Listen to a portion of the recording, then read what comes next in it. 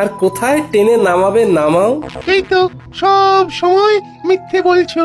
আমি শুধু তোমাকে টেনে নামাচ্ছি, হ্যাঁ, কাজের খবর দিচ্ছি না। ওই তো কাজের খবর আসছে, ওই বটা আর ঘটা তোমাকে কাজ দেবে। কি গোপাল? তুই আমার নাম ধরে ডাকছিস?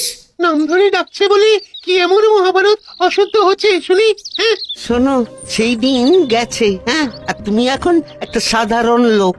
তোমার সম্মান প্রতিপত্তি সব চলে গেছে, দয়ায় বেঁচে আছো। একটা কাজ করবে, আমাদের বাড়ির চারপাশটায় কাল ভালো করে জঙ্গল সাফ করে দিলে দুটো মোহর পাবে। বলো করবে কিনা বলো?